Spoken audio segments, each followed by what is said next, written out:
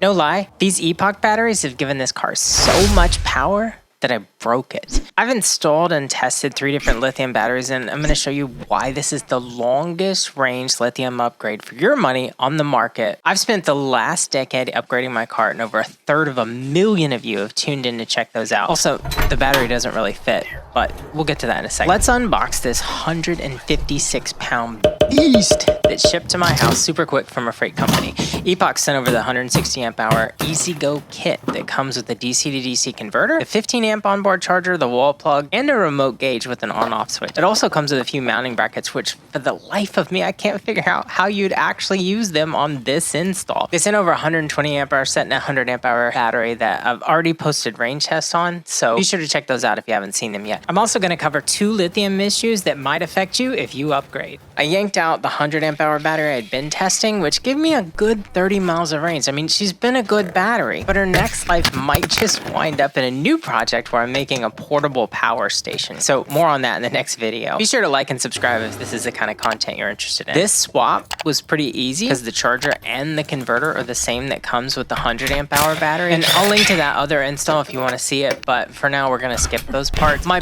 biggest challenge here was that this battery is almost 32 inches long. Like the whole under seat area is barely enough to fit it, but you can cram it in there. I ended up needing a few extra pieces from a hardware store to complete this install the way I wanted it to go for my EZGO TXT golf cart. You may end up fabricating something very similar, but this was my solution. I bought a stick of aluminum so that it wouldn't rust. I'm in Florida. Humidity is a real threat down here, so we gotta watch out for that. I can't just use steel for stuff. We're gonna start by drilling out a couple of 7/16" holes over on the frame rail on the driver's side. And I actually started with a smaller bit first and then came back with a 7/16" bit later to widen out the holes a little bit so that I could put the 2 4-inch bolts down to hold the battery down. This was a pretty easy drill out, but the problem is going to be when I try and get to the top of it later. Now next up, I'm going to fashion these 4 support brackets that I made out of this stick of aluminum. I'm going to set these in there and I'm going to drill new holes through the mount plates through the bottom with the 4-inch bolts so that I can secure the battery down to the frame once I'm complete. Got to clean up my mess once I'm done, so I get the vacuum cleaner out and clean all that up, and then I'm going to test fit this with these 4 mount brackets. You can see the 2 on the right side and the 2 on the left side that I'm using to clamp those down. I'm going to slide the bolts through, and then I'm going to put nuts, washers, and lock washers on the bottom side of it. Have a helper on the top that can hold the top of the bolt and keep it from spinning on you, and then I'm going to tighten it down on the bottom of the frame. I'm going to do the same thing on the passenger side. Just slip those 2 bolts through, put them all the way through, and then lock washers, nuts, and tighten those down all the way on the end. Again, have someone hold the top of it because it's going to be really hard to try and do that all by yourself. Once you're done with that, that battery is secure and it's not coming out on you. You can see here the aluminum pieces that I used as spacers in between the mount brackets on the battery and the frame that it's actually tightened down to. This battery is now solidly mounted to the cart and not going anywhere. As we wire this up, you want to use your smallest wire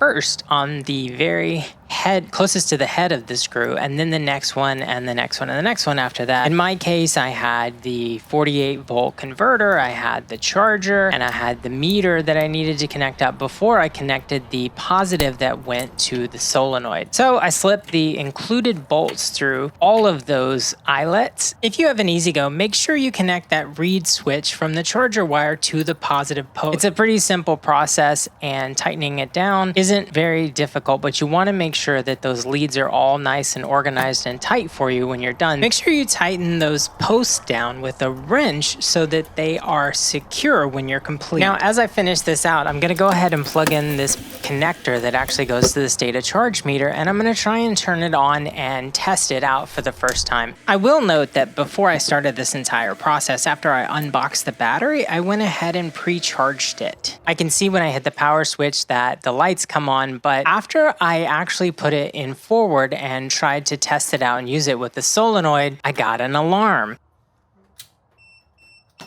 Well, that kind of concerned me. So I went into the Epoch app to go take a look and see what was going on. And I can go into the battery events, and it actually told me that one of the temperature probes was DSG-UT Prot, which is basically under temperature protection. And I had to go pull up a manual to figure out what that stood for because it was too short. And then as I dug into it a little bit more, I could see that there are 4 temperature sensors on this battery in 4 different cell areas. And one of those temperature sensors was showing something that was grossly inaccurate because it's in the 70s here. And one of the sensors was clearly off. After I waited a little bit, I reached out to support, Jim Sheldon. He was fantastic. Came back and tested it again, and it ended up reading higher than the other 3 sensors, which wasn't an under temp protection. So everything was working at that point. I got really nervous, but Epoch was there for me from the start to the finish. They helped me out with the entire thing. All the sensors were accurate after that point. And then finally, we'll get to the range test portion of this. Now you can see that we took this thing out for a 20-mile test drive that was the exact same route that I took for the 100 amp hour and the 120 amp hour setup. And when we were done with this entire test drive, we ended up with an incredible amount left in the batteries. I was thoroughly impressed. This is the longest range battery I've ever seen, especially considering what we had experienced before. Now, I will tell you that the candy cane that holds the canopy onto the rear of the cart broke, and there's a reason for that. The reason is we went from 400 pounds of batteries down to about 150, 160 pounds of batteries, so you've shed 250 pounds. Well, if you've got shocks and you've got leaf springs that are designed for a lot more weight in the back of the cart